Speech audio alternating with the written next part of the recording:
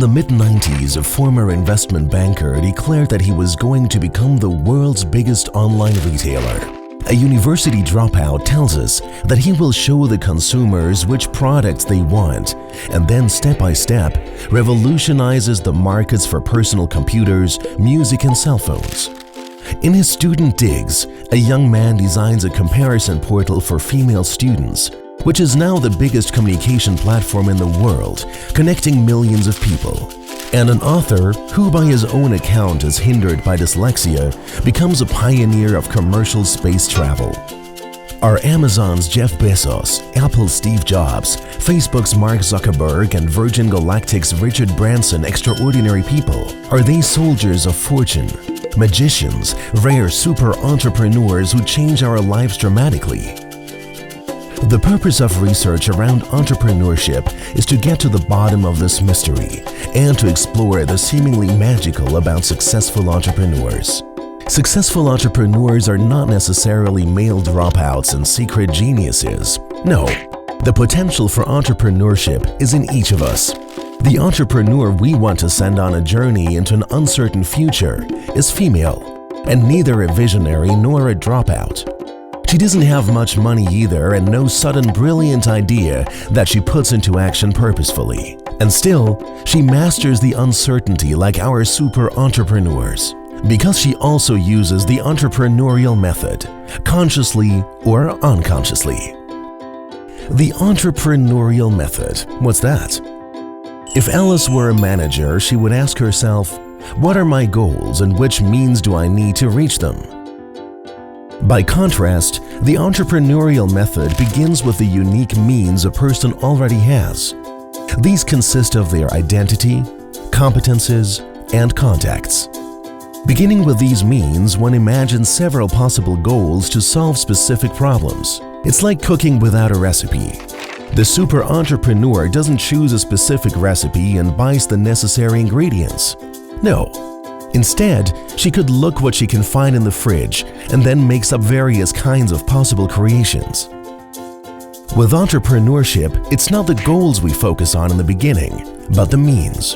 By acting without a single fixed goal, a Richard Branson is able to imagine a whole portfolio of goals and possible ventures.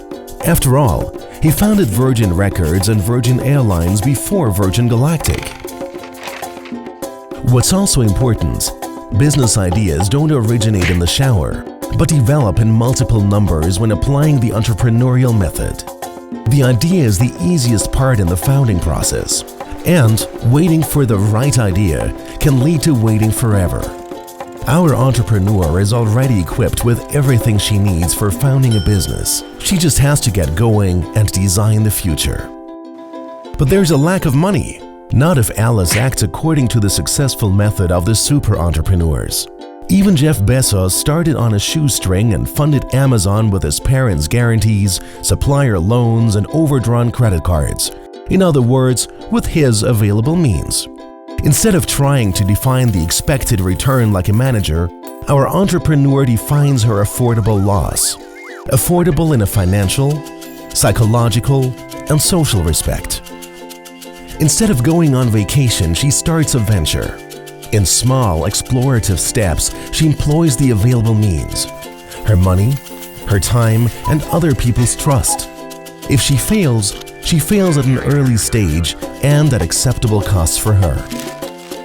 With her stock of means, her subsequently conceivable portfolio of goals and her affordable loss, Alice has all the prerequisites to embark on her entrepreneurial journey. But wait, there are other people who are interested in Alice and her venture. Surely they want to steal her idea, so Alice shouldn't talk about her goals under any circumstances. Wrong. What is she going to protect if she, herself, doesn't know exactly what it's going to look like? She has to talk about her venture to extend her stock of means and her portfolio of goals. Unlike in management, entrepreneurship is not about a win-lose situation along the lines of who gets the largest piece of cake. Neither is it about a win-win situation. Let's make the cake bigger together. In the entrepreneurial present with an uncertain future, the cake has not even been baked yet. Those who want to join become partners, bring in their means and decide together which cake to bake. The common shared goal. They negotiate the future together and co-create the products. By the way, don't we need a business plan with a clear understanding of where the journey is headed? An itinerary like that can be helpful, yes, but sometimes it prevents the journey to India from ending up in America, the promised land. So I'm sailing aimlessly in one direction or the other depending on the wind? But entrepreneurship is a crapshoot. Granted, luck is one element in the formula of success, but if I act according to the entrepreneurial method, I improve my odds. It's about a learnable routine and dealing with the unexpected. Learnable? But aren't you born to be an entrepreneur? After all, entrepreneurial success is rooted in the genes. Wrong. The entrepreneurial method of our super entrepreneurs can be applied by any of us. Everyone has a unique stock of means. It's what we make of it that determines the success. Entrepreneurs are made, not born. Even Richard Branson has had more failures than successes in his ventures. Success was only possible by learning from his failures, which prepared him for the uncertainty that awaits him on his journey in his spaceship. Maybe Alice from the entrepreneurial wonderland will be among his first partners, not as a passenger, but as a collaborator in creating the future of the world we live in. Entrepreneurs aren't prophets. They don't have to predict the future.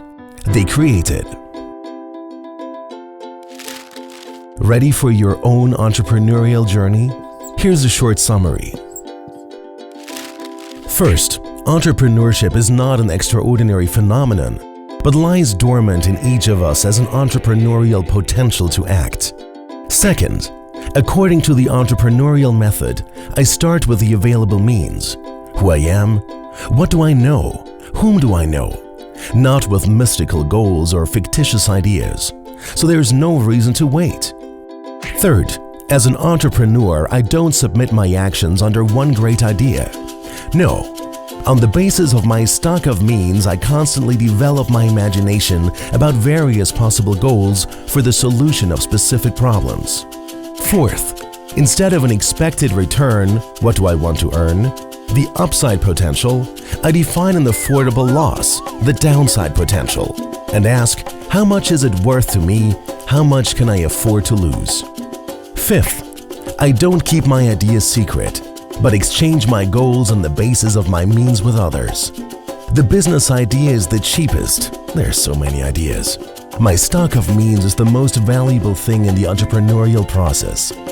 So, 6. Co-creation develops with the additional means and the new goals of the partners.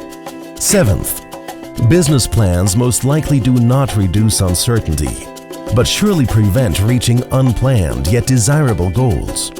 8th, luck is a part of entrepreneurial success, but with the entrepreneurial method, I turn the wheel of fortune more often. 9th, we're not born as entrepreneurs but can learn to deal with uncertainty.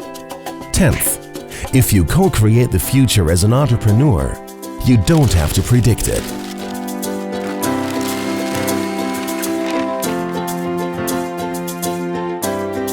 Science has many parallels to entrepreneurship.